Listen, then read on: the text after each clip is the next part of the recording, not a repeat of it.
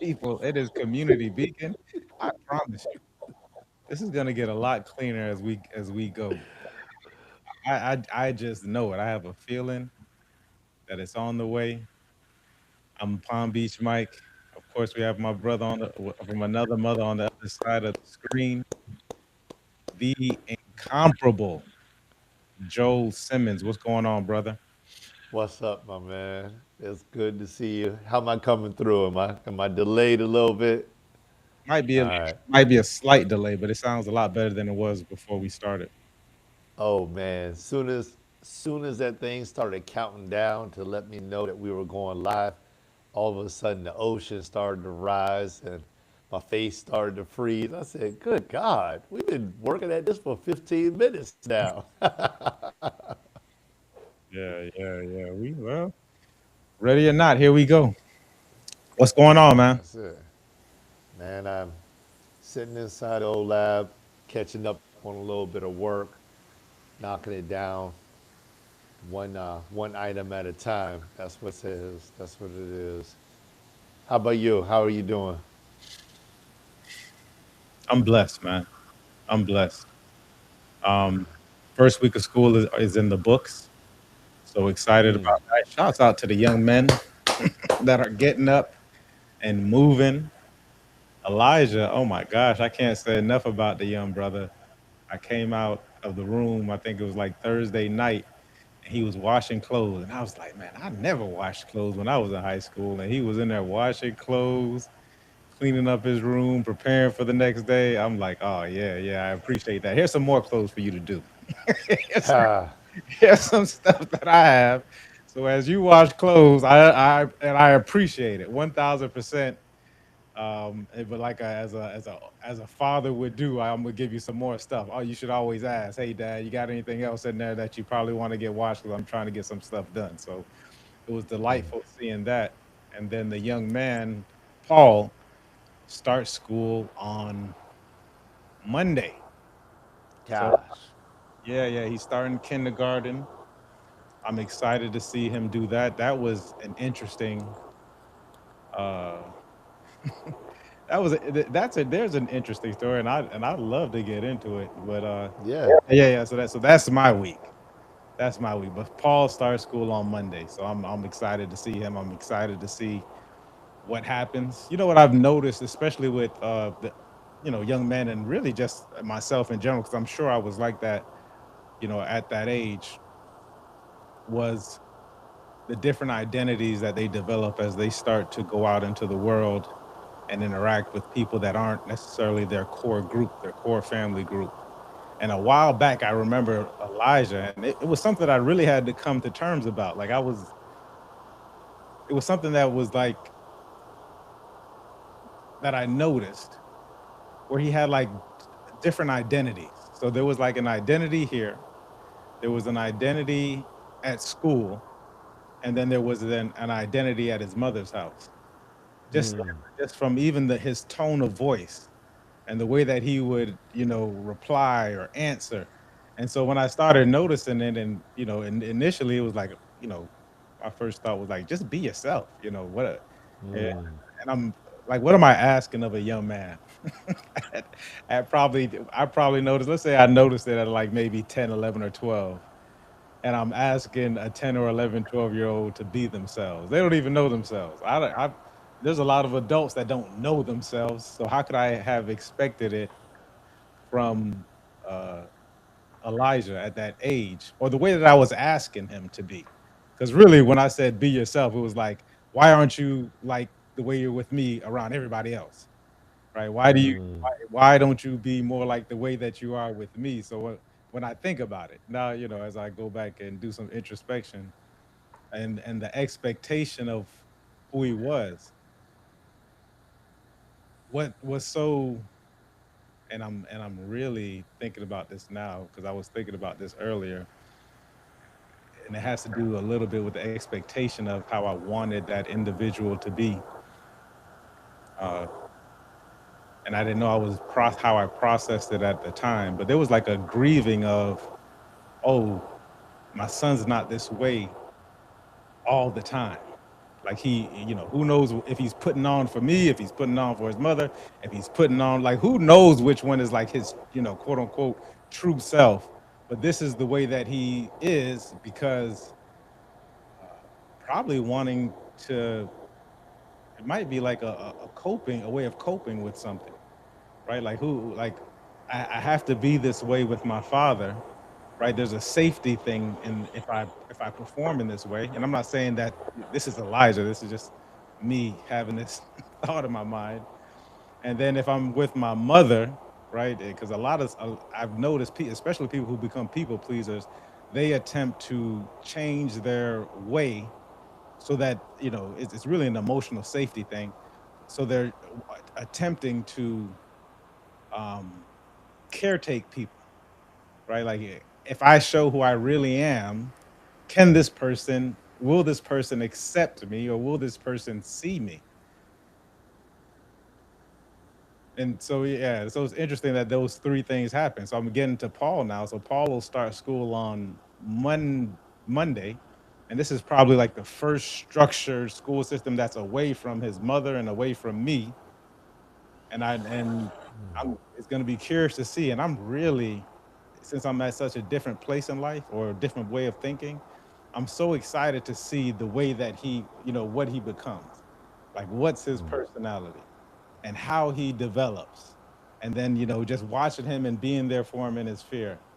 So Monday is going to be an awesome day. I'm probably more, I know I'm the most excited out of the bunch because I'm like, man, my young man is, or this young boy, because he's 5, is is starting his journey into, himself. And I really get to sit down and experience it as I started to slow down on life. So yeah, brother, that's what's going on for me this week. Mm. That that's interesting. I think that I've been thinking a little bit about like the whole identity thing and the being piece. And so, I mean, I'm excited for your excitement, and the exploration of working with Paul and seeing him grow.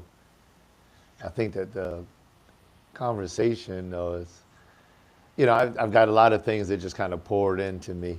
At the same time, I started thinking about my boy Jonah, and I started thinking about my wife and my daughter, all the people that are just inside my household, myself. And I started thinking about all that stuff, like these things that you're discussing. And I know we talk about identity frequently, it seems like.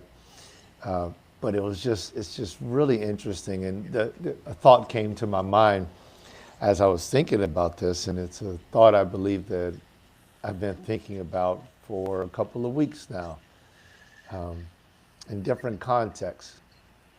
But in this context specifically, is is it is there more than one identity, or are there different characteristics that expand when an individual is in a different environment, right? Like, is that a different identity, or is it the same identity but different personifications of an individual's individuality? And that was something I hadn't done, like the deep research on it, but it was just like one of those things where I just pondered for a moment, multiple times, I suppose. And it was interesting that you kind of brought up this conversation, and it took me back to like that pondering, that pondering of, is it really a different identity?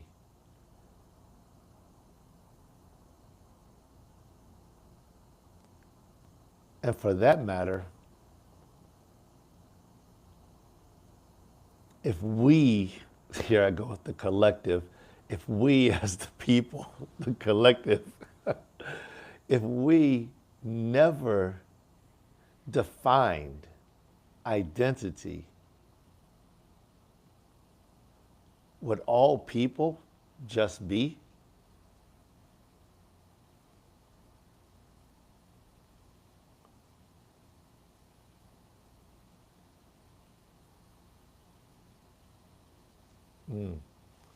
I know there's more to that, but let me just leave it right there.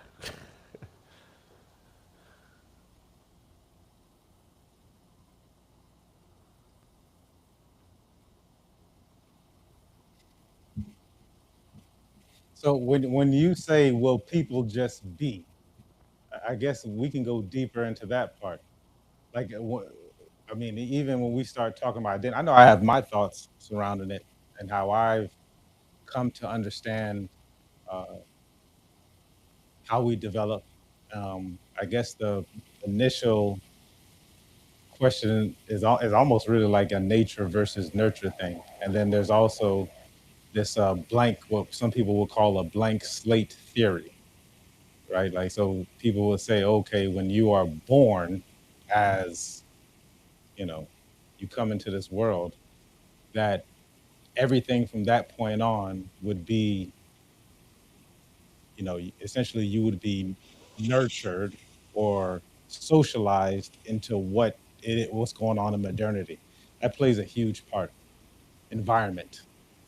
I've noticed that there's, that I really have a list. If I were to go back to my frameworks about how our environment and what's happening in modernity, how that kind of puts us on a pathway.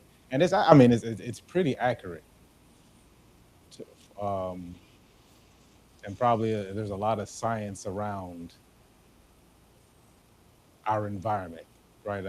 Our lifestyles, our culture, our uh, but environment plays like one of the biggest parts, both inside of your home and outside of your home, like where you live, how you experience things, and then how do you present. Uh, just getting back to safety and protection and making sure that you are, everybody wants to be okay. A lot of us like live our lives. I heard someone say last night. We were finishing we were we met as a group for the Great Decisions course because we did it again independently. And one of the things that someone mentioned that everyone was it resonated with a lot of people was like trying to get from one safe space to another safe space. And so so we're being hyper vigilant, and we need all this information, and we need in order for us to get to here, but we want to get to there, but we need to do it safely. We need to land safely, one safe path to another safe path. So, but we get a chance right now to kind of get a deeper understanding of what it is that makes us us, and is this a different presentation? I think it's for me to especially speak is in this intimate setting that you and I have here. Uh, we get a chance to just feel what that looks like. So for you, what is it? Is it, how do you really um, experience it? Do you experience it yourself, or do you experience one identity just expressed differently?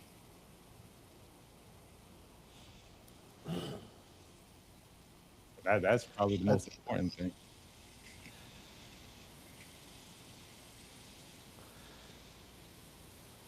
at this time in this period of my life,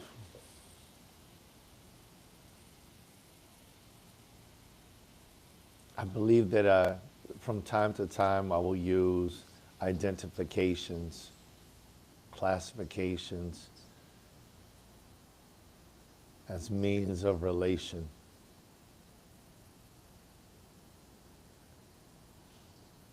In a conversation with somebody, maybe I want them to understand a specific personality trait or understand maybe a a backdrop on my history.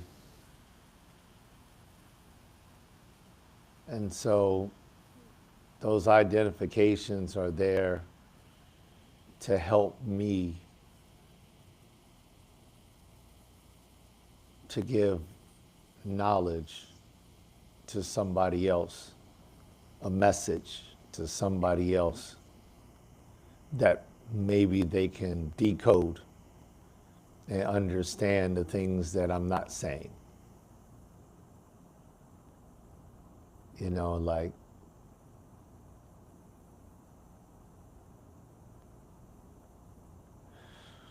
when you say, when I say it's like, I'm a black man, that gives some bit of knowledge to somebody else.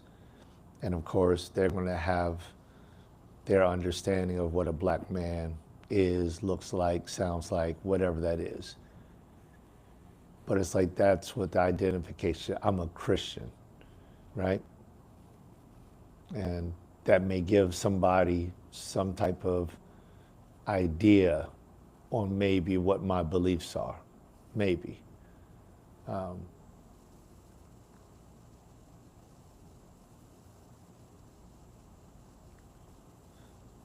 At this phase of my life, identification is it's important in those aspects a lot more than it's important in my own personal mind.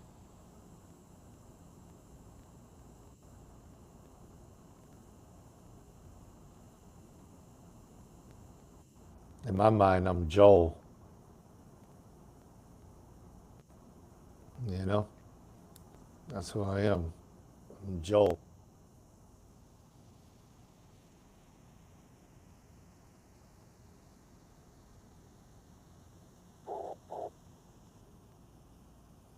And I think that even that still is like, to a certain degree, that's it's kind of an identification of what has been passed on to me, right? It's the narrative that I was given. It's the title of the book. By the way, congratulations on your book, brother.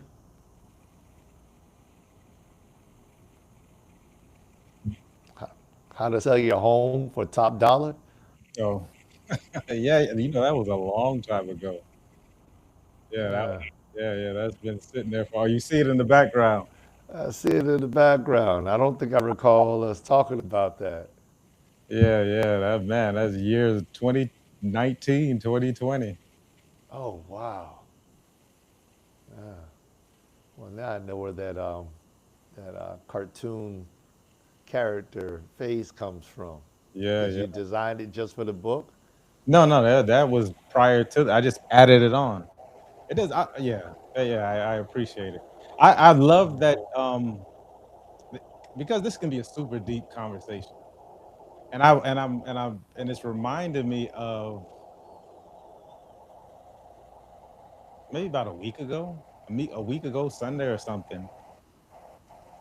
Someone brought something up to me, right? That we were having this conversation, is what we call a view conversation, and in the view conversation, man, this guy, man, shouts out to Max. So we were having this conversation. Who hopefully I get a chance to talk to him later on this evening. Uh, and then we brought up something that happened a long time ago, which I was like, yeah, and this, not to say that it wasn't something that I resolved. Had a lot to do with my father and growing up. I think I maybe was around 6 or 7, and the interaction that we had, and a lot came out of that. A lot of stuff reflects back to that time at around 6 or 7 with my dad. And so Max said something to me to where it was like to truly have been seen in that moment. Something that I just tend to shrug off and you know deal with, and it's just at some point it just became a matter of fact. Like this happened, and it was a matter of fact. But Max said something that allowed me to be seen, and in that moment, which was so dope for him. And I think a lot of us, well, there's a place where a lot of people can't take a certain kind of anger, right? Like, I remember growing up, there was like, oh, you got a temper, you're having a temper tantrum. It was like rage. And I think it can be scary for a lot of people, but when you're around someone who allows you to have that and you allow yourself to have it, but definitely if someone points it out and allows you to have it, it hits a little differently. And what that actually was a something that wasn't moving, right? Even though I was able to deal with it, I was able to move forward with it. There was a certain emotion that was not moving. It was just there. And for someone to be able to allow it to be um, was so cool. And so that I think we had that conversation maybe like on a Thursday or something, Thursday or Friday. And Sunday, it came to my mind again, and I just sat down and and I'm calling it anger, right? And because I'm like you, brother, when you talk about like these different, what I would call labels, like we say something in order to communicate it. So I'm just communicating you with you guys that a person could call it or label it anger. I'm at the point where just emotions just are that. There's something in my body that's moving and there's feelings to it. There's physiological feelings to it. There's, these different things. We can label it. Sometimes I label it in my mind as something just because I'm having a conversation with one's myself, or maybe I'm having a conversation with AI or someone else. And so I'll name it something so they can kind of get the flavor of it. But, Joe's anger or rage or whatever feeling is possibly going to be different from my anger or rage or feeling. And then the way that he expresses it, how he expresses it, and how I expresses it, how I express it. But there's a certain flavor in my mind to anger. Most people seem to have similar flavors to this thing. And so I had this feeling, and I'm like, oh yeah, this is perfect, right? Like I'm searching for like these different feelings to do what we call an emotional inquiry on. I'm like, oh yeah, it's like real and alive in my body right now. So I get a chance to sit down with it and welcome it and feel it and allow it to move. And I get to the point of it is that I sat down there and I had an emotional inquiry because that feeling that I didn't allow to move became an identity or became a way for me to cope or defensive thing. So anything that came up that was similar to it, I would have this automatic pattern. Like you're really in your identity, or I've noticed that a person becomes in their identity when there's this it just automatically comes up. And it becomes so sophisticated that you don't even notice it.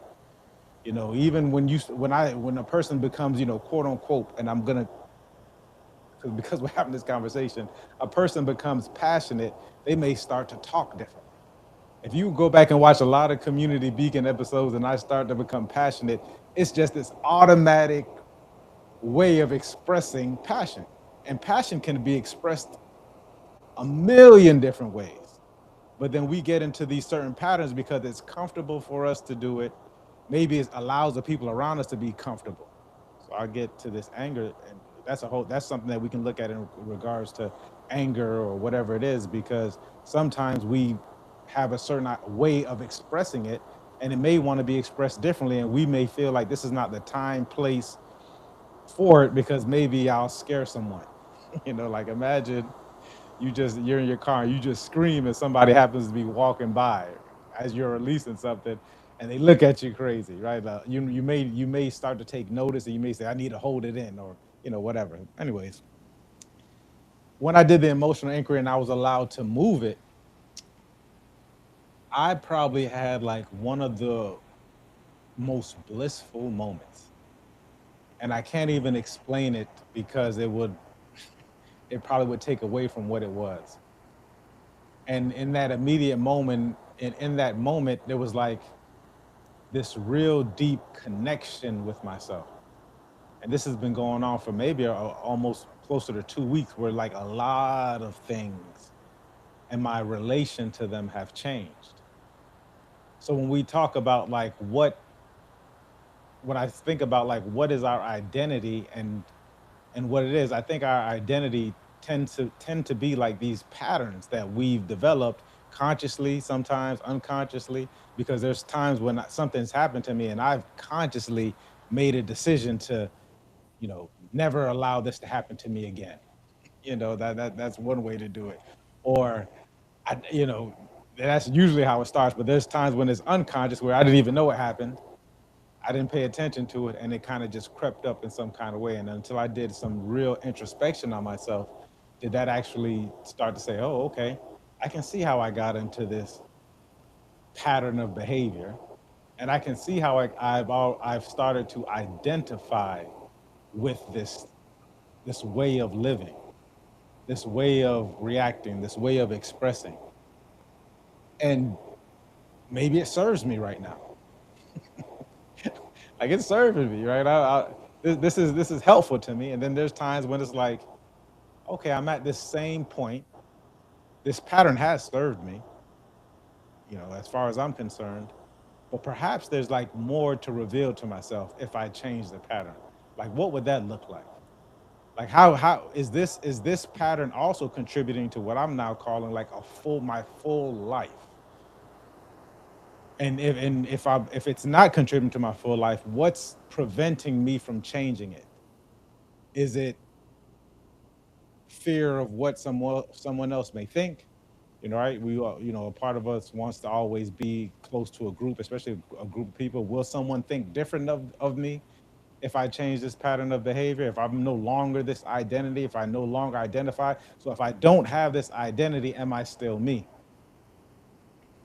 I would argue that you're probably even more you than you were before, as a part of living this full life. Um, I do know that moving that anger and doing that inquiry and having that blissful, peaceful moment does contribute to the joy that I'm currently having in life right now. I do know I was at the gym today and my father, I just sat down and was just like kind of just thinking about my dad and like his face and how we look similar and like the love that I have for him and my admiration for him and the conversation and the love and the connection that we have in the conversation. We had one maybe a couple of days ago and we were on the phone for like an hour and a half, and it was just because he had came. It was for no reason. We didn't have any, similar to kind of what we do here on Community Beacon. We didn't have really any thought out thing that we needed to get accomplished or get across, more so than just to sit and just resonate and have and experience each other at where we are at in life right now. As opposed to, today I was thinking like, man, a lot of people we normally do like the conversation that me and my father have regularly are the type of conversations that people have at like at the person's funeral once they're gone, right? Like all of a sudden you started to notice that this person is gone, so now um, I get to talk about this person in such a way, right? There's no, oftentimes there's like no negative things to be said, and we're just talking about a lot of the positive things how this person contributed and what was in their life. And so that further got me thinking, and I'm rambling a little bit. I'll let you jump in, brother, real quick. Was about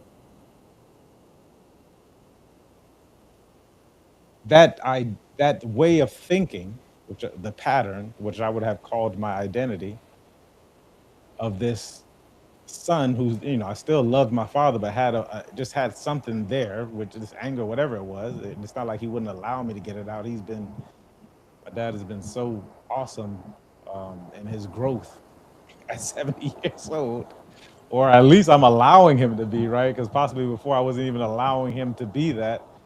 Um, I still had to grieve, or there was some sadness about that Mike being gone,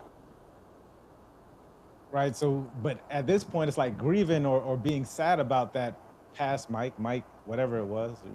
I used to say like 2.0, 3.0, whatever. So whatever Mike that was, is not the same Mike. The Mike on that Sunday, I'm no longer the Mike that was the Sunday before that, right? I've noticed that. So I had a chance to like grieve and be sad with that, and even grieving in the sadness and in the, you know, I'm just labeling these things. There's still joy in that, because there was like this joy in it, and you said something earlier, like this expansion, right? This expansion of expanding into like this this bigger thing where I get a chance to really be authentic and take even, take space in a different kind of way, showing up in a deeper and more vulnerable way.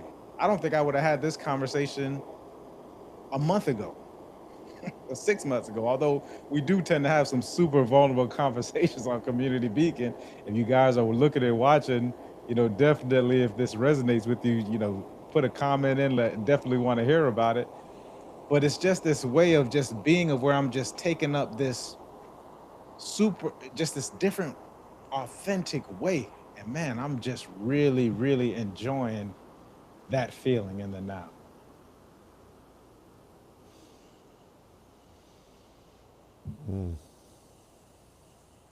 Yeah, man, I appreciate that.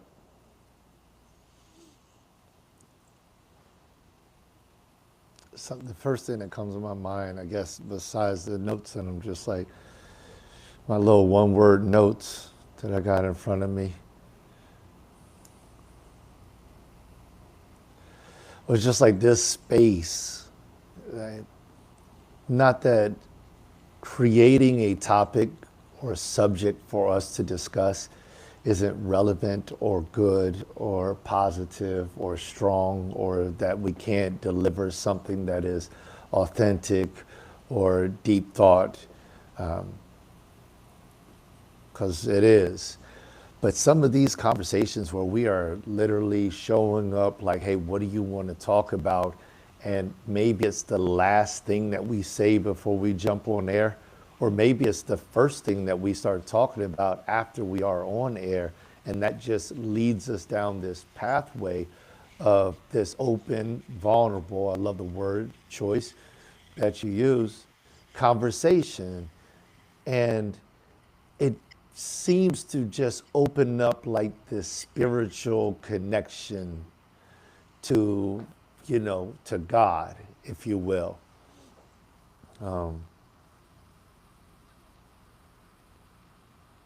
Unapologetically, right?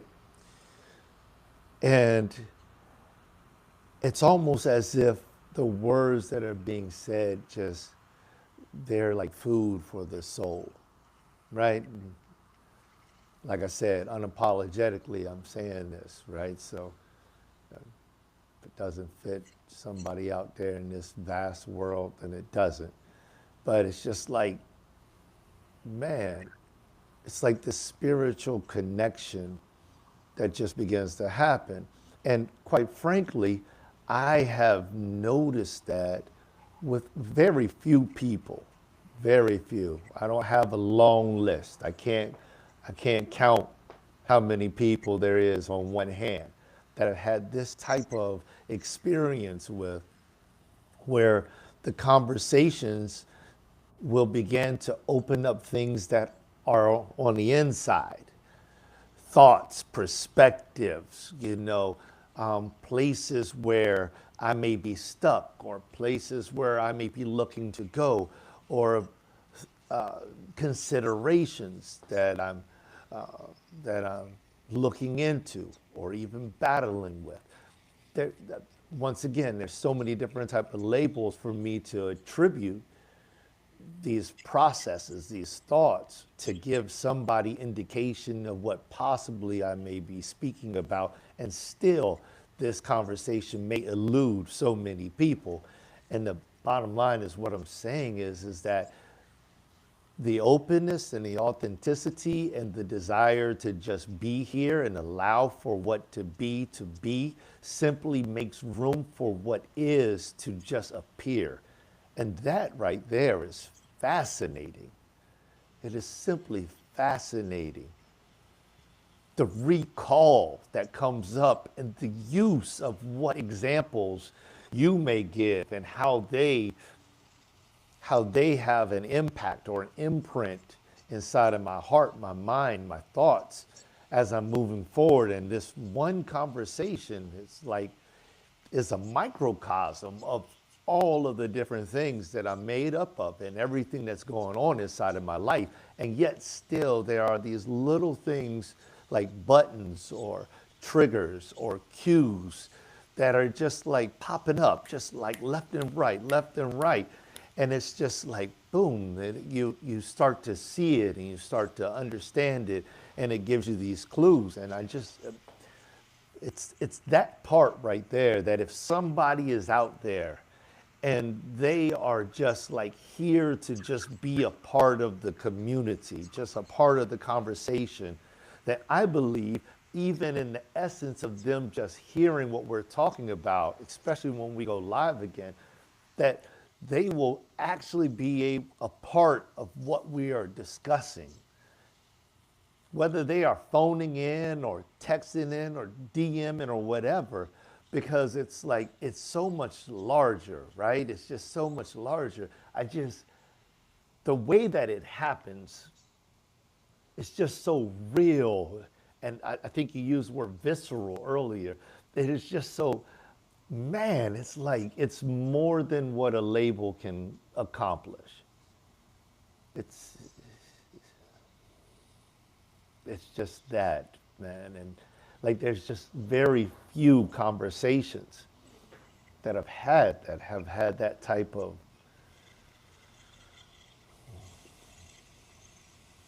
opportunity.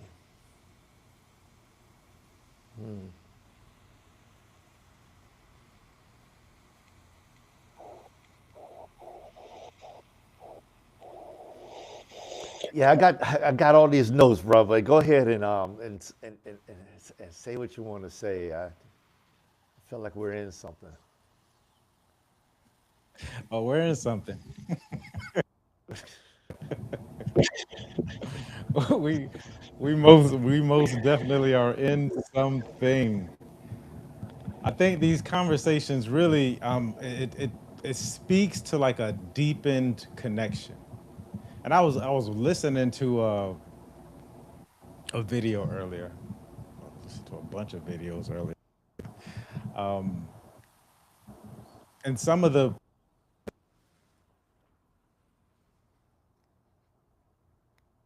Bro, I can't hear you at all. Lost your connection. I can't hear any volume. is going on. Mic check, mic check. I got you. I feel like I'm froze, but I hear you. Yeah, yeah. There's something going on with this. Let me see. Maybe if I leave this, I wonder. Try something different. Are you, are we good? Can you hear me? I can hear you, man. I don't Oh, care about static. I just want to hear what you got to say. yeah, yeah, yeah. I don't know what you were able to catch, brother. I was talking about. Um, I was listening. I was watching some, some people that I highly admire and respect earlier, and just in the conversations that they have, and they give you a lot of the knowledge and information. Like it's right there, and they have the ability to make it so simple to where you don't have to have a super high intelligence to kind of really grasp what they were saying. But you do have to be open to it. You do get a chance to be open to it, and I think that's where the you know disconnection happens. Um, but past that, because we were talking about this moment, like we're in it, is and I didn't say the word visceral, but you did, and it's an awesome word, like this. And so I would relate the visceral to like the gut feeling of a thing. And so there's like this really at a certain level when we're allowed to kind of have these deep and vulnerable conversations and put it out on the table, so to speak, and allow it for it to happen. A lot of people don't really get that. A lot of people don't really have what I've noticed in my experience. They don't have people in their life that they can go to and would just allow them to be. And after so much of it not happening, at what point do people kind of just shut off? After that real super deep moment on Sunday, that feeling of like whatever it was happening, like I was like in this trans kind of place. I went to the gym and I'm just like looking at people in the face. You know, normally when I go in the gym, I'm like head down and I'm doing my exercises and I'm not there. I know people are watching me work out in the gym. They're like, what is going on with him? Like I'm just in the zone. Sometimes I'm just staring off into the sunset. Like my mind is just gone. I'm really allowing myself to be in the gym, like doing what I'm supposed to do. Hey, sidebar, I'm down 8 pounds in the last month after just putting my information in the just tracking, right? Just tracking it. So that so and I appreciate the applause. And down about 5% body fat too, so which is the more important part to me. I really didn't want to lose the weight. I just wanted to lose the fat, but that takes time. That takes time. So I was in the gym, and it just so happened on that Sunday, and it still was a great workout as far as I was concerned. But I was just in there, like really just connecting. So even like the simplest conversations were just bigger than what they were. You know, people just started coming up to me and asking me different questions, and I'm answering them, that kind of deal. And it was just everything just seemed bigger. But I also noticed and I was aware of the amount of people that really like all of us in this place, and we really don't connect. There's active avoidance of connection, and I can see that, right? And because I've done it where there was this active avoidance of connection. Oh, I'm not going down this way. This person talked too much. I'm going to take the back way, or I don't want to go past this person. But I'm just noticing. So I'm just like, even growing up as a child, especially in the environment, we speak about this experience, and you grow up in a place that could be hostile or is filled with scarcity. But from time you're born to you're 12 or 14, think about what that does to you. Think of what kind of identity you start to take in. Think about the connection that you have with the people around you. I noticed that a lot when I was at the center. I couldn't really identify it at the time or say what it was, but I did notice. I'm like, well, why does this person talk like this when I'm around or when we're together, but then we put them in front of different people that they're not used to, and then they shut down, right? So the connection is there, but this happens. This just doesn't happen to one group of people. It's across the board. Like we're actively out here. We're more connected technologically wise than ever, but we're more disconnected than we've probably ever been. Even in some people's households, they're experiencing this. So I'm at the gym and I'm really taking notice to this. I've noticed it before, but that Sunday it was on a different level. And so I leave the gym and then I go to Costco, which I was there today, and it was just a different experience. And now I'm in Costco just looking at people. Like I'm just walking past people and I'm looking. There's a part of me, there's a part of me that's like, you gotta look like a fool. That's the brain talking. That's the head. That's the voice in my head saying, "You look like a fool," and I'm in there just like, I don't care. You called it like a spiritual thing. This is what I call the heart opening. It's a heart awakening, is what I call it. And it's just like everything's just so expansive. So I did not have not one person that was not a friend in Costco. Even if they were trying to be like avoiders, it was just like, no, I'm still here. How are you? Like that's kind of like I'm walking through it. I'm just like, this is totally like out of bounds. And I'm in there and I'm just like, yeah, I'm just not, there's just something here.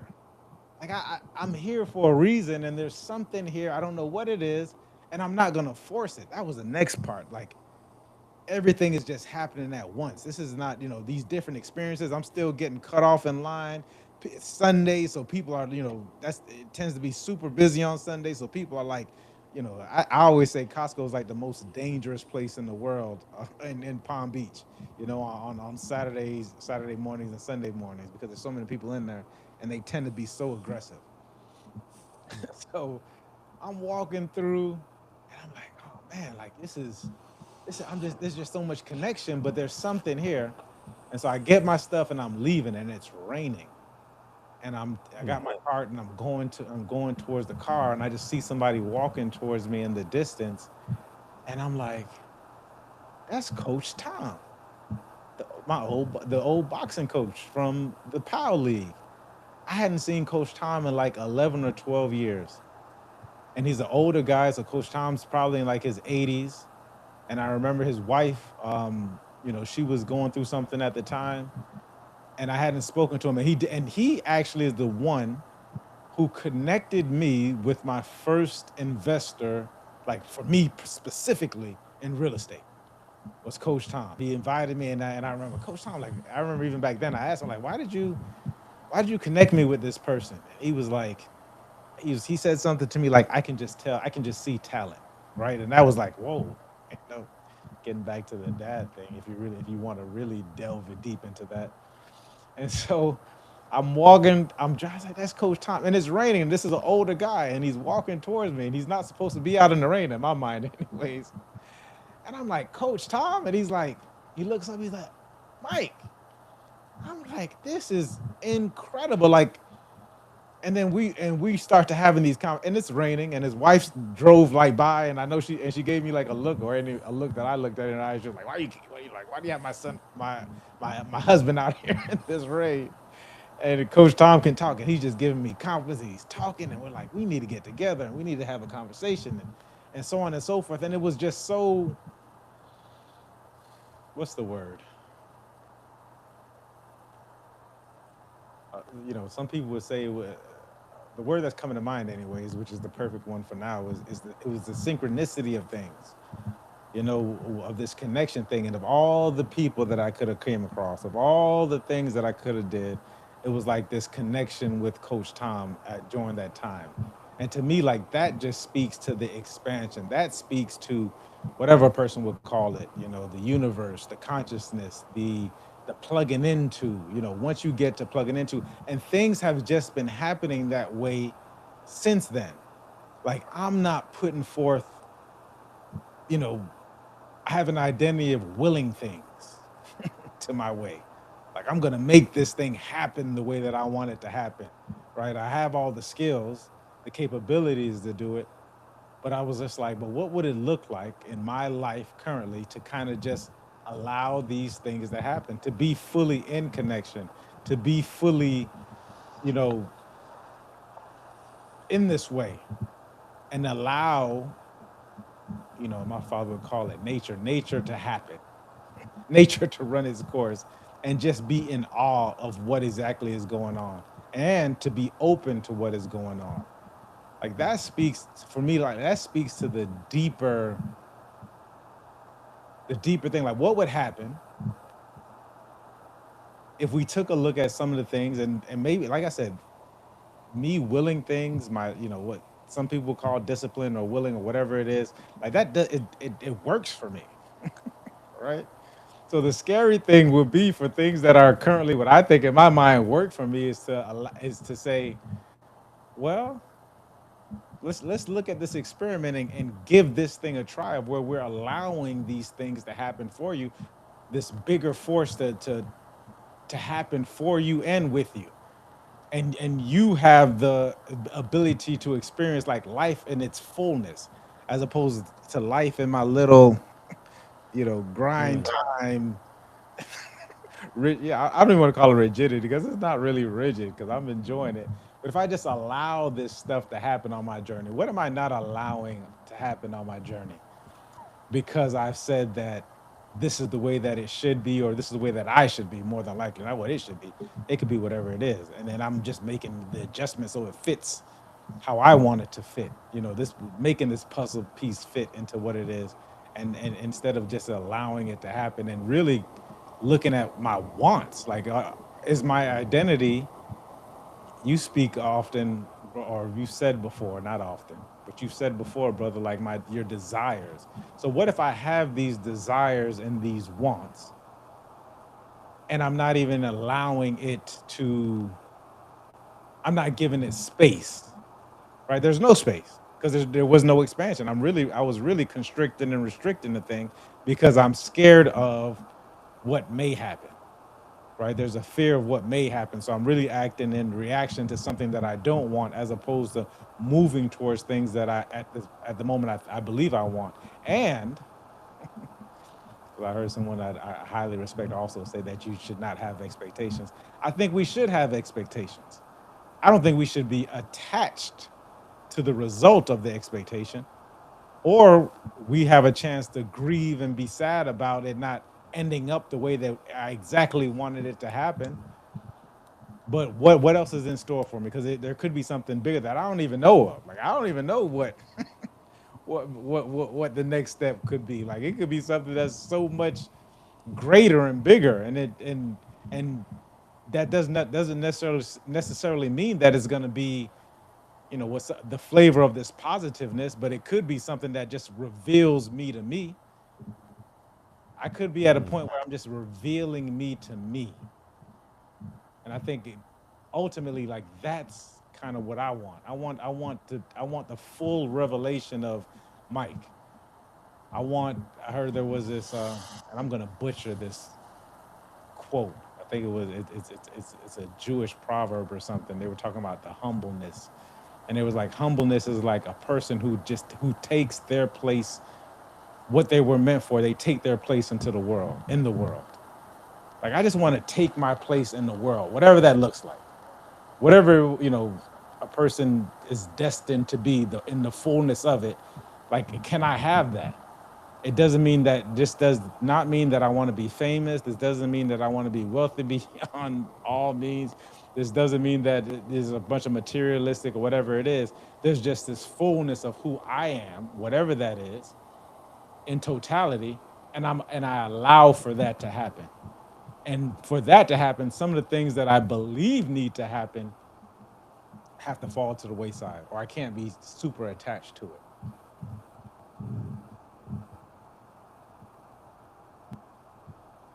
mm.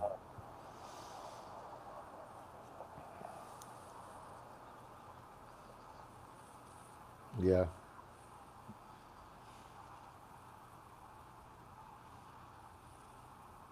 yeah.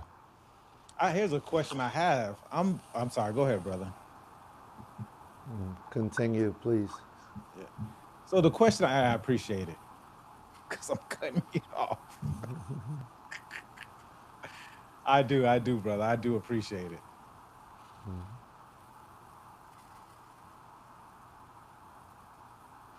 I'm really speaking to people who are tired.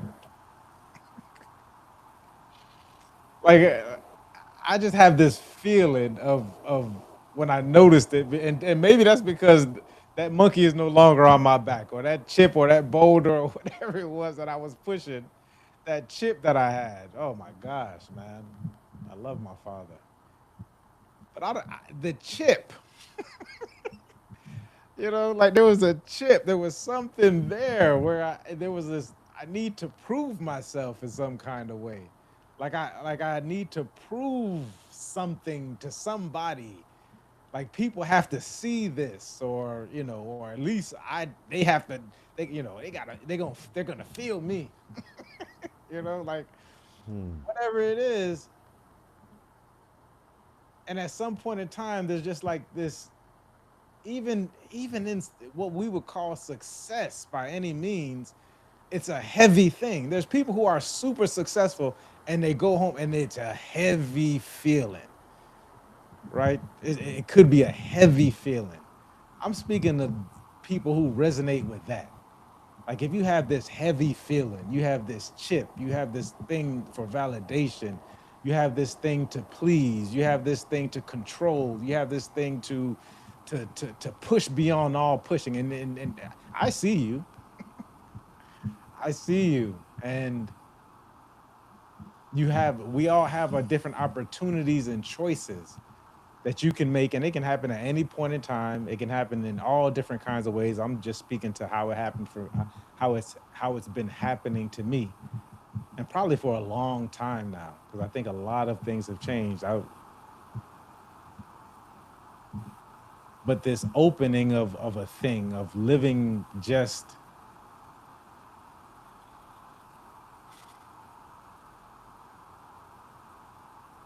living, and the being, if I'm going to speak to identity, like just being in your being and taking your place in the world, whatever that looks like to you, and it satisfy you and who you want to connect with and have relationships with. You know, for me, it just took like a really deep understanding and really a stripping away of a lot of these different things that I would have called my identity. All right, I'm done. Don't say that.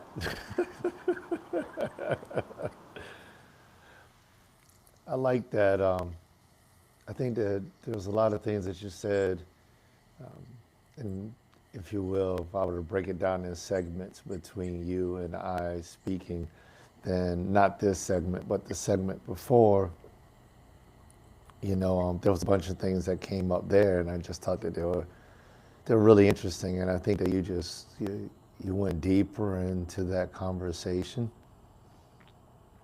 and just some of those things that I really took out of that, like the place allowing anger.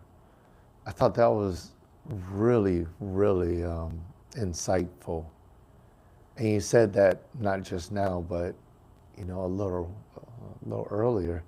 You were just talking about being in a space where people will allow for it, if they'll allow for it, or if you'll allow for it yourself. And you kind of went down that discourse, and I heard residue of that in just this last segment of conversation that you were delivering.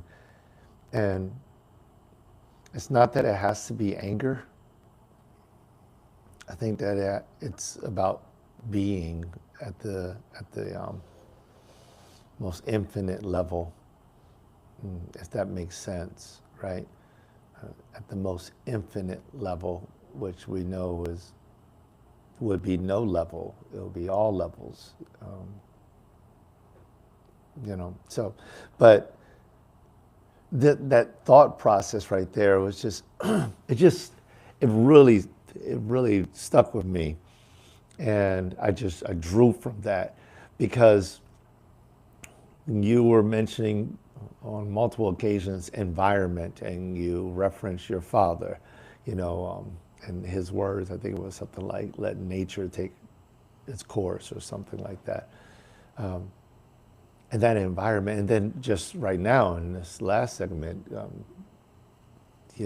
just speaking to those, insert what you were stating, people, that allowing piece is something else, isn't it? It really is. Like, if you can get around people that allow you to be, right? I agree with that, allowing the anger piece, but allow you to feel joy, right? And you mentioned that too about emotions. So there's no discreditation in here, but it's just like allowing for an individual to simply be. And I thought about that. I was like, how do you open the door to being, like free flow? Like teaching that, delivering that, being that person so that others would feel like they are free to be. It's like this really, really freeing thought. And I love how you also, I don't want to use that word that's in my mind, but you also had like kind of like a compare contrast. These are my words, compare contrast. In this being, but you started to mention about the discipline or will, right? And there's this crazy balance inside of the world, right? It's like the world is free spinning on an axis. It's like, how does that even make sense? If it's free spinning, but it's on an axis, which means that it has a point in space. And in that point in space, it is allowed to free spin. But yet it's still on the axis, which it is disciplined to follow. And there's like this balance, right? There's this this strange balance in life where there is a portion of these disciplined actions that lead us to this freedom. I recall Paul had stated on one occasion that the bond is free and the free is bound. And it made perfect sense to me, right? It made perfect sense to me, you know, especially when I got to the point where um, I was at I was at my last job, and it it felt like I was bound to the point where I had like I felt like I was locked up, right? And so when the day comes that I am like freed from this feeling, this emotion, this pressure, now I'm able to just do. And in that moment, well, maybe not in that moment, but soon thereafter, that freedom is like, well, there's a price to this freedom. And the price to that freedom is the supplementation of what I was bound to. And so, the increase of income, right? So, like, I was bound to a work that I was no longer feeling free at. And in order to free myself from the work, I then became free, until the realization you still have to produce the provision. And there's a bonding of that. And so, I don't know if I'm explaining this at my highest level. I feel as if I am, but maybe I'm not. And so, there's this balance between being bound and being free. And what makes something free also binds it to the thing that it is now free to. And what makes it bound also frees it from the things it was not bound to. And it's like a duality of nature, It's a duality of nature. It's like I can freely be myself, but then I'm bound to freely being myself, right? Or I can walk in a certain way that I am accomplishing things specifically, accordingly, with, I'm going to use that word because I'm not finding another word, discipline. I'm ensuring that I am doing A, B, C, D, and I become bound to doing A, B, C, D to produce whatever the result is. And that frees me from something else. I don't mean to make this confusing for anybody at all. It's just the duality of nature is just what I just started thinking about in this entire thing. And how, going back to another part of what you were discussing, Mike, how this creates patterns, circles, cycles. And one of the things that I had learned from you, that I listened deeply, is, and you all can go back and see it inside of the old Community Beacons, but Mike, you had talked about being, what discipline meant to you years ago.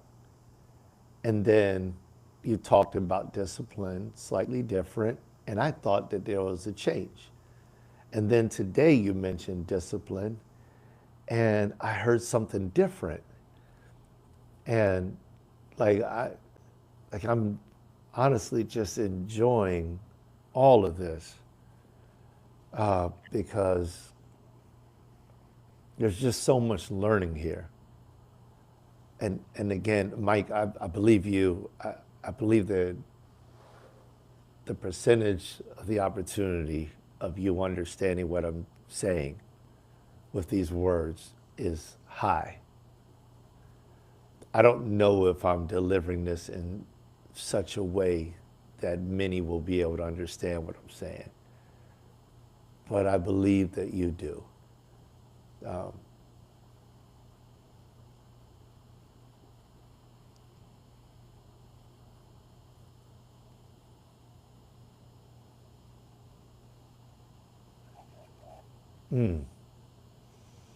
So let me ask you a question. You, because you spoke to the word, and I love to hear.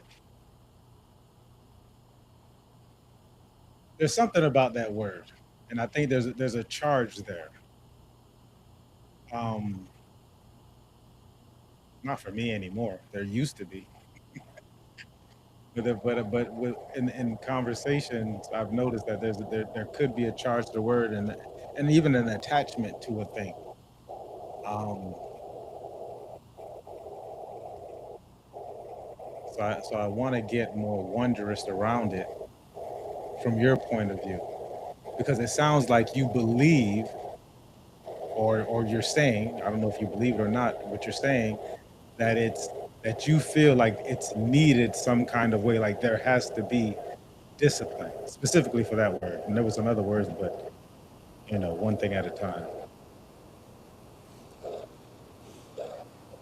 I only use the word discipline because I couldn't think of another word to explain exactly what I'm saying. So I don't think that discipline actually does it justice. Mm. And then I get and so what so what so that being said, what I heard was that there are speaking to the job, there was and I'll just make it plain because that makes it easier. That a job has a certain salary, right? That's there. As long as you're in that job, you have that salary, or that's what's supposed to be given to you. And if you leave that job, you're leaving the salary. So and then you mentioned provision. So in your mind is like you have to make up for that salary in the job, like that the result of the job, having it. So that's an example of the things that we believe we are freeing ourselves from tend to bind us to something different. And the things that we believe bind ourselves tend to free us from something different. So it doesn't necessarily matter about the job, right? It does if I'm asking about the specific example, just to make it plain, right? Like I'm not the smartest person in the world, so I'm really just trying to get a clear understanding of a thing, and not necessarily it to be, um, you know, super vague. So I was searching for something specific. It would still be A plus B equals C. The formula is the same, but if we just put something like specific, it would probably help me understand. Yeah, so if you were to use like work, then then if you're bound to work, right? If you're bound to work for whatever the reason, and this is to consider that the binding is something that is non-freeing. Does that make sense? It comes with it. Right. So, so if you're bound to the work and it's non-freeing, right? And meaning that it's something that you don't desire, something that you don't want to be a part of, something that brings you angst, something that brings you frustration, something that feels heavy in a way that's not negative, but in a way that doesn't you just don't want to be a part. It's binding in that sense. Then freeing yourself from that binding, you're free. It's over with. And if that thing is work, you're no longer doing that work. You're free. Now, the feature of the work is that you get paid. Well, hopefully, it may be volunteer work. And this example may not apply in the same way, but it could, because it doesn't have to be about money. The payment could be something else that is valuable to an individual, right? Like status could be the payment. Now, when you're free from that work and you don't get the status or you don't get the money or you don't get the opportunities that you once were getting because of the work, in order to get it, or at that moment, without it changing anything else, you become bound to not having the money, the status, or the opportunity. So now you're free from the work, but now you're bound from not having those three things, if you will. It doesn't mean it has to stay that way. It can be just a thought process. It can change just like that, right?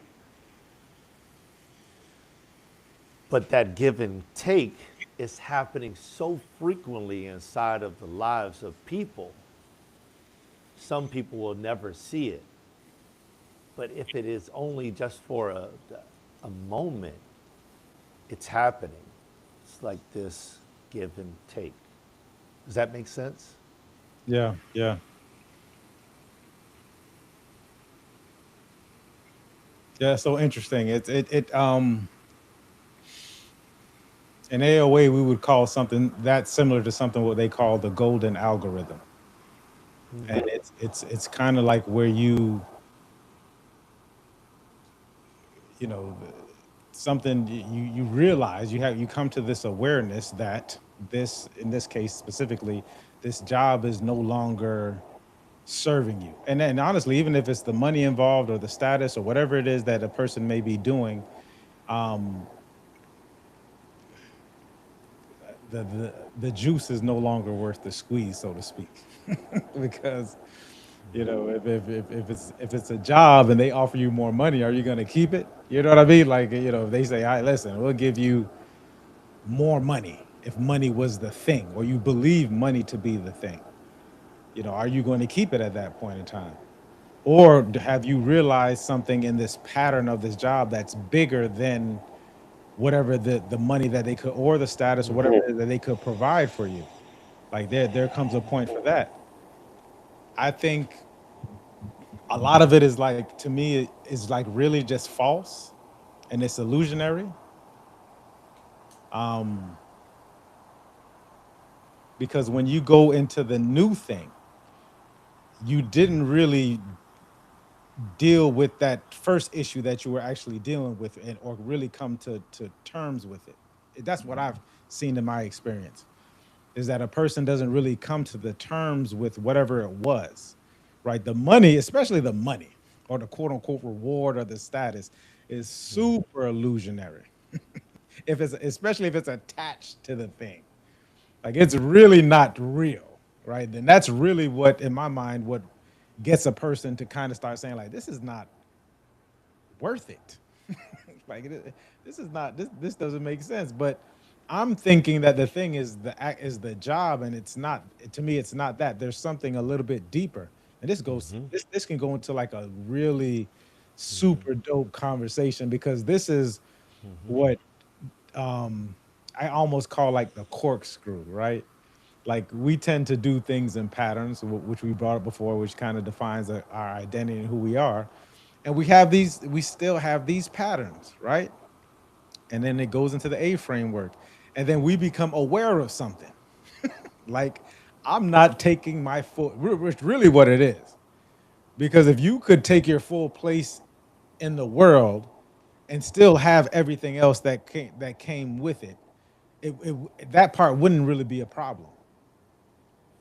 Like whatever it is, it's not really a problem if you can just show up in a way that is like I can fully be whatever it is that I am. like I but what I'm doing is I'm getting I have to abandon myself in order to accomplish this. Oh my gosh, I'm about to tell you something real quick, guys. I'm That's gonna it. tell you something. You on it. That's it. You're right there. That's it. This is what we're talking about. We are going. Think about how fast life is happening for you, and if you've ever said that, think about how life when I hear someone say that, life it just went this fast, or I didn't even know what happened, or whatever it was. That means that we weren't really experiencing a thing. We were kind of abandoning ourselves and allowing that thing to happen. This happens slightly different for a lot of different people, but it ultimately is that there's a part of me that was abandoned. So when I show up to that job to get that paycheck, which I believe I need, I have to have it. It's not a habit, but I have to have it. When I show up there and I'm just going through the motions of the thing, and people are saying things to me that I don't particularly like. There's certain things that just don't quite make sense, and this thing is happening. At some point in time, time after time, we can shut ourselves off to all of that and just essentially we're just going through the motions. Oh, I'm just showing up and I'm here and I'm just doing what I got to do. Or I remember people say, just keep your head down and just allow these things to happen. So you're not and it's less about other people seeing you, more so about you not seeing yourself. Because if you can see yourself in that time, there's a litany of things that could happen. Like you can really process a thing, and you can come up with super different strategies and tactics and different things. But other than that, like you're not really so you're really just it's a lot of it is about a certain kind of self abandonment that we have for a thing. But because that money is what it is, and people will continue offering or keep dangling carrots in front of you in order for you to continue doing a thing, right? But at some point in time, some people we can tend to get this awareness, like, hey, this is not it. So now here's something that a person could do is like, well, how can I allow myself to fully be me in this thing? And here's the thing about you being fully you, and this could be for the job, this could go be for a relationship, because it's the same. It's really the same thing. But it could be for your job, it could be for a relationship, it can be for a whole different set of situations or situations that you're going through. You can show up to be yourself fully, and the people around you can choose to either allow and see it, or they can allow and say like, I don't want to be a part of it. That's a hurtful part. That's for some people, is that if I am myself fully, and maybe it was like, I started off a certain kind of way, and over the time I've grown, or I've started off as a different kind of way, and I just wasn't aware of a thing. I want a chance to be myself fully, and allowing them to say, or your job to say, hey, we can't, you know Joe, you can't show up like that. Or Mike, you can't show up like that. Yeah, Mike, you can't wear your hair like that. So for some people it'll be that way. Or you can't. You can't run around the job naked simply because that's who you are. Right, that's who you are. Right. And they are allowed to have that. They're allowed to have that. Guess what? If that's fully you, and I like the naked example, so I'm gonna use that. There are a bunch of different nude colonies and groups and places. I just saw Broward. I think there's a restaurant in Broward County or something that's allowing for you a nude night. You pay $200 and you go to there for a nude night and you eat your dinner, and there's a bunch of people it's sold out. So those people are out there. But if you want to continue being here and you want to give up that part of yourself, because that's really what we're talking about, because it really gets past the money or the whatever or the status, Right. whatever it is.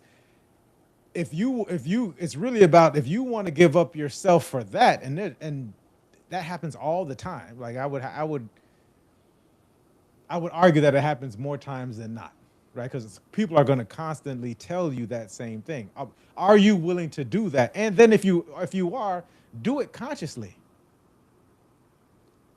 right? Do it consciously and take agency, take accountability for that. Take accountability for that. Take accountability for staying. Take accountability for giving up yourself. If you feel that that's right, I'm not here to tell a person what's right or what's wrong. I'm just telling you that you get a chance to do that, and then you can weigh it and you can say, yeah, I gave that up. You know, that was no long. I no longer wanted to be fully me here, or maybe. And oh man, here's a beautiful thing, is once you start to get in view with yourself, vulnerable, impartial, empathetic, and in wonder, you'll find that you can have it all. You could. It may not be exactly the way that you wanted it to be, but then you start to notice that there's different kinds of options. I can, if it's a volunteer work, I can still come here on certain times, but I'm going to be spending most of my time doing this. I'm going to be, I'm going to decide that I'm no longer going to want that job, but then I go to this nude colony or this nude thing and I meet somebody and they're like, listen, we're fully accepting you and I have a job and position for you. It could happen that way. Maybe it does, maybe it doesn't, but it doesn't matter because ultimately you're fully being your own self. You're fully being you. And if it's for me, that's everything. For some people, it's not. So for some people, it's like, this is that. And that might be fully them too, right? I'm not here to pass judgment or tell someone to do it like Mike, like or be like me. By no means. I lace my shoes up just like everybody else, put my pants on just like everybody else. And so we all have our different ways but we all have our different journeys. But I'm at a point where I'm conscious of it. Like I'm just conscious of a lot of these different things. And then from the consciousness, I found so much freedom in being able to make these different decisions. Right. And I'm going to bring it back to this discipline and this willpower thing. When you're fully enjoying a thing, it doesn't even become that. Look, think about when we were kids and did you say to yourself, I have to go out here and play basketball today with my friends. I have to be in this hot sun today. It wasn't until I joined the team that I was like, oh man, I got to go to practice. Practice, and then I could have probably made that fun too if I imagined, if I was fully conscious of it. But there was a time I could even imagine. I even remember then is when I kind of disengaged from myself because it was, I'm learning of the ropes of what it's supposed to be. I'm trying to fit into a group. So I decided at one point in time that I wasn't fully experiencing myself, and I could have, and still would have been the same thing, right? I would probably been a fuller life. But we learn, we live, we learn, we get to enjoy those mistakes. It got me to where I am now. What a blessing! It got me to have this conversation. I was on the phone recently with a friend, and we were talking about some things that that they had gone through, and what I had gone through, and then we just stopped and we smiled and we just started, and I'm laughing. I'm like, listen, if all that didn't happen, you and I wouldn't be having this moment right now, and I'm loving this moment. If everything didn't happen before or what people are going through, I wouldn't have this moment that I'm having now that I get to share with someone or get to share with myself, right? I'm hoping that you all like laugh and dance with yourself and enjoy yourself and are in complete love of who you are and what you've become. That's a part of it, right? Stripping away a lot of different things. It's like, I'm actually in love with. I'm gonna grieve some of this stuff I'm losing, that job, that person, that situation, that whatever it is. I'm gonna grieve it a little bit. There's sadness to it. There was some great things that happened at that job, right? Like I think about the city. I was ready to go. I was ready to go. It was time. I just needed the right Drake song at the time to come on, and that was it. I need to hand in my resignation. And the right song came on at the right time, the perfect time, and I was right for the picking, and it was time for me to go. And I had to grieve it, and I was sad, and I tried not to, and I had anxiety, and I had panic attacks behind it. That first couple of months because my identity was tied to being in this thing. I came home and I told my mother, and she said, "You're not doing what? Like you have nowhere to go when?" Monday through Friday, you don't have any place to go. Yeah, I don't have any place to go. So what are you gonna do, right? And it gets to portion of part. I know you weren't talking about this, brother, but I remember this time because I remember having a conversation with Beethoven just around that time. I told Beethoven, I said, I know how I am. I said, so I'm going to be busy just for the sake of being busy. And I really get a chance to take a look at that. I remember telling Beethoven, like, I know I can just get busy. I can just start doing stuff and I can do it well. And it can look like I'm super doing it, but I get to take a time. And it wasn't until years later, I would even say like, I mean, just who knows, NLP amnesia, but like in the last month, the amount of slowing down I have done without shame and guilt is just incredible. Like I'm not shaming and I'm not guilting myself. I'm not needing to have to correct myself about certain things. The amount of just like, yeah, I'm not doing that. Like I don't want to do it. Like I'm not having that happen. I'm not doing it. And it's probably been going on for longer than a month, but I'm just in the last month, I'm definitely shining a light on it. And the amount of things that just have happened and occurred because of it. Maybe I lost money here. Maybe I made some money here. Maybe whatever it was. But the enjoyment I'm having, Hmm. right? Just to be in that space. And we, you, me, whether you believe it or not, I believe it. I believe it for you. Is that we do get a chance to have that choice, right? Like we do get a chance to say, okay, some of this stuff is creeping up on me. Um, my old ways, the voice in my head, right? Some of the voices in my head are saying like, you should be doing this, right? We should. I start shoulding myself.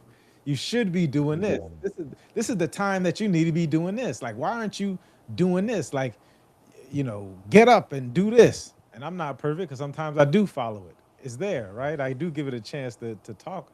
And there's times when it's just like, yeah, nah. I hear you, but nah, not today. Yeah. And here's the thing, people will do it to you too as well. People will tell you what you should be doing, how you should be acting, how you should whatever. And you get a chance to say, yeah, I can take that into consideration. Or sometimes some of the easiest way is just not even to respond. Sometimes just ouch, ouch, right? Like someone tells you something, ouch, Hmm. right? That way there's really no back and forth about it. You hurt something in me. I- Let's table this for a minute. Ouch, right? I got it written down on my wall right there. It's called. I got ouch, just in case I forget. Someone says something that I'm just like, yeah, ouch. So we do get a chance to. Well, I get a chance. We get to do whatever we want to do. And for me, like this is the freedom. This is the agency. This is the full life. This is the stripping away of the identity. And this has been a fruitful conversation. I think I'm done. I think we're gonna leave it there too. I enjoyed the close. Yeah. People, we love you. We do. I do. I do. I do. I do. I do. I do. I do enjoy people. I'm really enjoying people in this moment. And I'm excited about being here each and every week with the brother as well. As we walk this thing, man. As we walk this thing. All right, people. It's Community Beacon Friday. I guess we'll see you next week, Lord willing, and the creek don't rise. Peace. All right, y'all.